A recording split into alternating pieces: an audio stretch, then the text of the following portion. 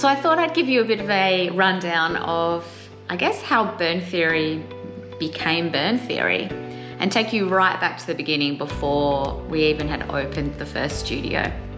So back then I was working for government. I did a cadetship at uni, which meant that I did half uni, well, part-time uni while I was working full-time. Look, I was in a government job. I wasn't particularly happy. I wasn't unhappy, but I wasn't fulfilled. It was sort of a bit of a trudge. It was one of those, watching the clock, waiting till 5 p.m, counting down the minutes, and then, getting to Tuesday and feeling a little bit depressed that I still had another 3 days before the weekend, getting to Sunday and then feeling a bit sad that, work was on Monday. I knew that I wanted sort of a different lifestyle. I knew that I wanted to be able to get myself to a point that, when I want to have children, I can be at home with them and I don't have to ask permission for that. That if I'm having one of those quiet, tired days, that I don't have to ask someone to have the day. I can just have the day and just sort of create a lifestyle that was a little bit more to, I guess, my liking. The other thing that I didn't love was that I just didn't feel like I was doing anything that was benefiting anyone. It was a lot of bureaucracy, a lot of red tape, and it just wasn't very fulfilling. And so I guess what I knew I wanted to do something different, but at that point I didn't really know what. And it was lucky that I got offered the opportunity to become a bar instructor. And initially I actually said no, and then I sort of changed my mind and I turned around and I said, look, why not? I'll give it a go and see what happens, and absolutely loved it and was good at it, and fell in love with the idea of a small business. And I guess I'd never been kind of part of a small business before. And this was from the ground, I was one of the first instructors ever to be teaching bar in Hobart.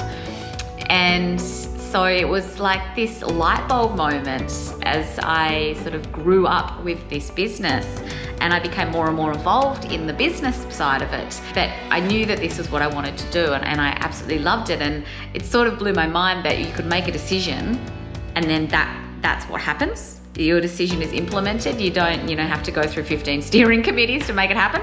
So yeah, there I was in this small startup business, and absolutely loved it. I was still in government, working full time, so I was just a casual on the side for a number of different reasons. Unfortunately, the owner of the business and the business that didn't go any further, and she sold.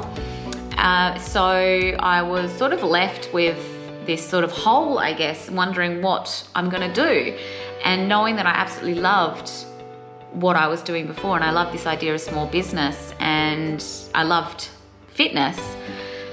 So I was trying to work out exactly what I wanted to do next.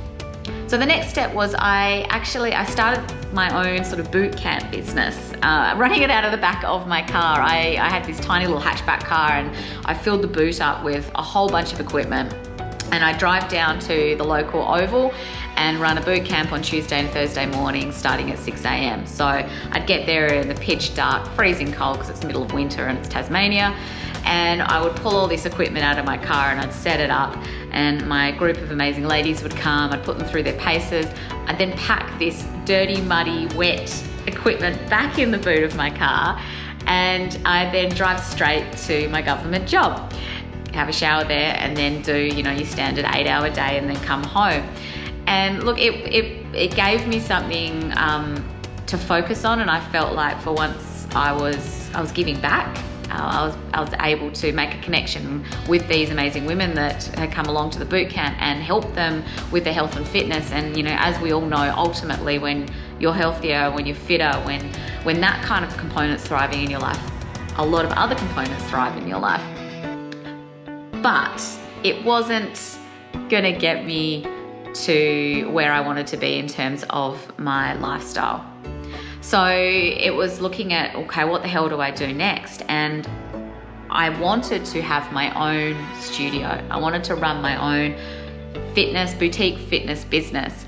And it was, at that point, I guess I felt like it was a bit of a pipe dream. It was for like older people, or, you know, because at this point I was only about 22, 23, that I wasn't mature enough, or I think I guess I had a little bit of imposter syndrome going on. But I remember, and I'd always park down at the wharf for my government job, and I would walk in from the wharf, and I started to every single day on the way in sit down, unless it was raining, sit down on this bench, and I guess you could call it like meditation or mindset. So I didn't really know what it was at the time, I do now, but I'd visualize, and I know this is woo-woo and I'm not really a particularly woo-woo person, but I sat there and I visualized exactly what I wanted, and what I wanted was my own boutique fitness business, and I visualized exactly what it would look like, and me walking into it, and how it would feel, and the people that would be there,